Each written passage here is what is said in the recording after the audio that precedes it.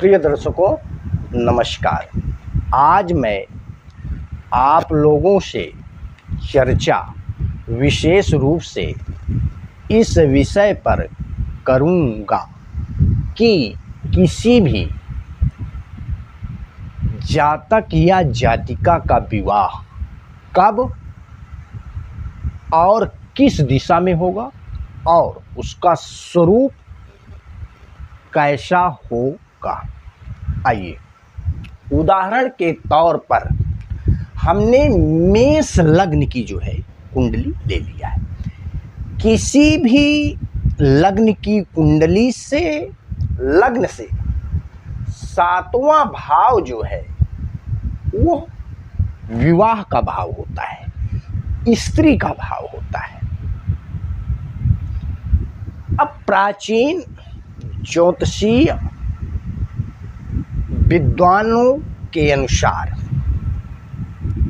यदि सप्तम भाव पर कोई भी ग्रह बैठा हो, चाहे शुभ ग्रह हो और चाहे पापक ग्रह हो, उसकी दशा में विवाह होता है, पहली कंडीशन। दूसरी कंडीशन, लग्न भाव के स्वामी अर्थात लग्नेश और सप्तम भाव के स्वामी सप्तमेश के राशि अंशों को परस्पर जोड़ने पर जो राशि अंश बने, गोचर में गुरु जब उस राशि में प्रवेश करता है तब भी विवाह का योग बनता है।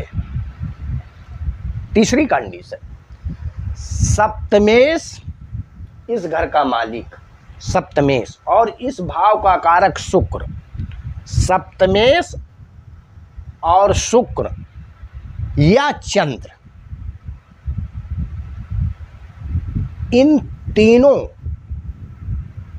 को देखना है नवांश कुंडली में कि किस नवांश में बैठे हैं, और इन तीनों नवांशों में जिस नवांश का स्वामी सबसे अधिक बलवान होगा उसकी दशा अंतर दशा में विवाह का योग बनेगा। चौथी कंडीशन, द्वितीय इस घर के मालिक या सप्तमेश सातवें घर के मालिक की जब दशा या अंतर दशा चल रही होती है तब भी विवाह का योग बनता है।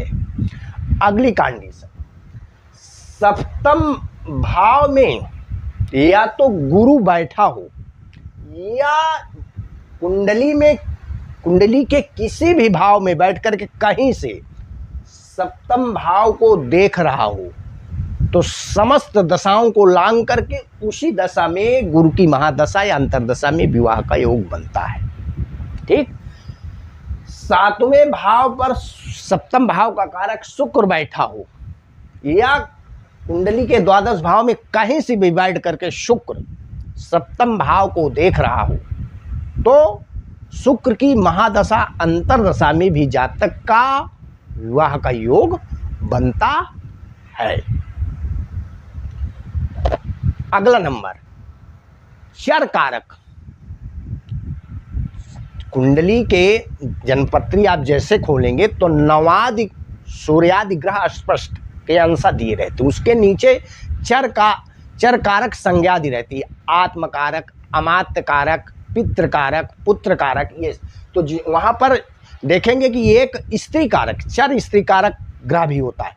तो यदि चर स्त्री कारक ग्रह सप्तम भाव में बैठा हो या द्वादश भाव कुंडली में कहीं भी बैठ करके सप्तम भाव पर उसकी दृष्टि पड़ रही हो तो उसकी महादशा या अंतरदशा में भी विवाह का योग बनता है। अब ये तो विवाह का योग है। अब स्त्री का या पुरुष का, मतलब लड़की या लड़का का विवाह किस दिशा में होगा इसके विषय में जानकारी। सप्तम भाव में जो राशि है उसकी दिशा में भी विवाह का योग बनेगा। सप्तम भाव में जो भी ग्रह बैठा है, वो चाहे शुभ ग्रह हो चाहे पापक ग्रह हो, 8 ग्रह में कोई भी एक ग्रह बैठा है, 9 ग्रहों में से कोई भी ग्रह, तो उसकी दिशा में विवाह होगा। फिर कोई भी ग्रह कहीं से भी बैठ करके सप्तम भाव को देख रहा है तो उसकी दिशा में भी विवाह होगा। फिर सप्तमेश जिस भाव में बैठा होगा उस भाव की दिशा में भी विवाह का योग बनता है। फिर सप्तम भाव का मालिक जिस राशि में बैठा होगा उस राशि की दिशा में भी विवाह का योग बनता है। इसी प्रकार यदि सप्तम भाव पर किसी भी ग्रह की कहीं भी दृष्टि पड़ रही है तो उसकी दिशा में भी विवाह होता है। तो सप्तमेश जिस भी भाव में बैठा होगा उस भाव की दिशा में, या जिस राशि में बैठा होगा उस राशि की दिशा में। सप्तमेश जिस ग्रह से युक्त होगा उस ग्रह की दिशा में भी विवाह का योग बनेगा। या सप्तम भाव को गुरु कहीं भी बैठ करके देख रहे हैं तो गुरु की दिशा में भी विवाह का योग बनेगा। सप्तम भाव कारक शुक्र या तो सप्तम भाव में बैठा होगा तो शुक्र की दिशा में विवाह होगा, या सप्तम भाव कारक शुक्र कहीं भी बैठ करके सप्तम भाव को देख रहा है तो माने सप्तम भाव कारक जिस भाव में बैठा होगा उस भाव की दिशा में होगा, या जिस राशि में बैठा होगा उस राशि की दिशा में भी विवाह होगा। तो विवाह की दिशा जानने के अनेक योग हैं। अब बात ये करते हैं कि स्वरूप कैसा होगा। अब भाई यदि स्त्री का लग्न चक्र है तो सप्तम भाव उसके पति का होगा, और यदि पुरुष का जन्मांग चक्र है तो 7वां भाव इसकी स्त्री का होगा।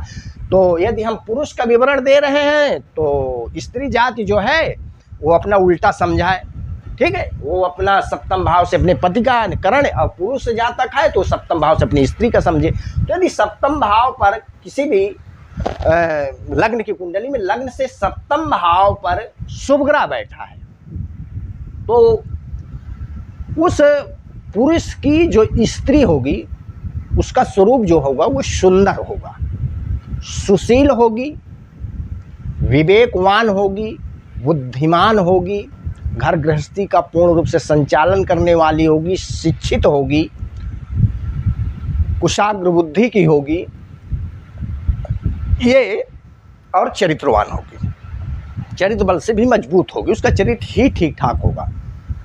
अब यदि मान लो कोई स्त्री का लग्न चक्र है सप्तम भाव में उसके शुभ ग्रह बैठा है तो उस स्त्री का पति जो है विवेकवान होगा, बुद्धिमान होगा, शिक्षित होगा, योग्य होगा और अच्छे स्वास्थ्य से युक्त होगा, चरित्रवान होगा और सम्मानित होगा, ये शुभ फल जो है प्राप्त होंगे।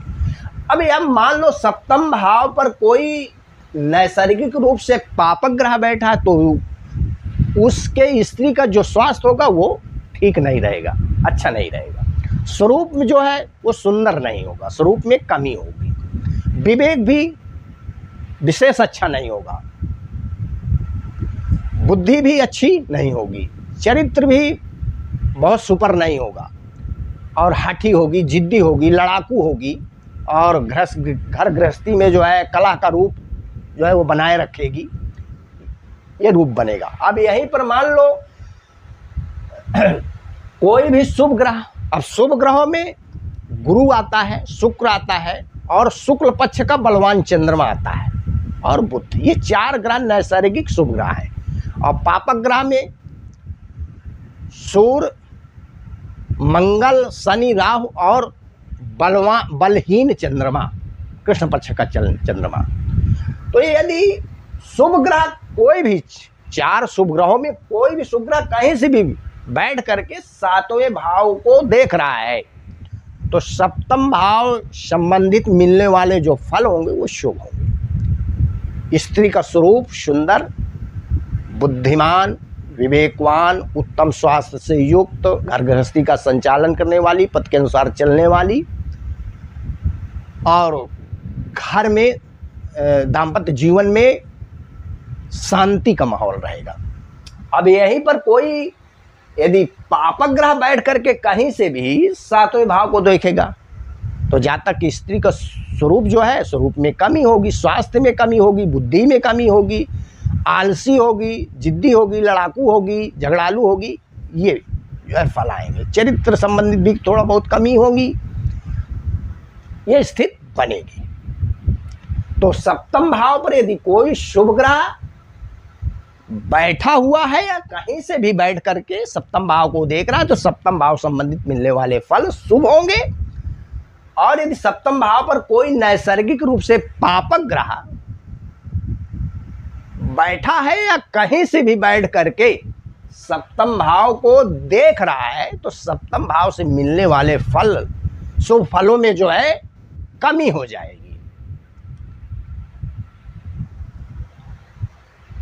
मेरी वीडियो यदि आप लोगों को अच्छी लगी हो तो कृपया मेरे चैनल को लाइक, शेयर एवं सब्सक्राइब कीजिए ताकि जो भी मैं नए वीडियो अपलोड करूं उसकी नोटिफिकेशन आप लोगों को समय समय पर प्राप्त होती रहे।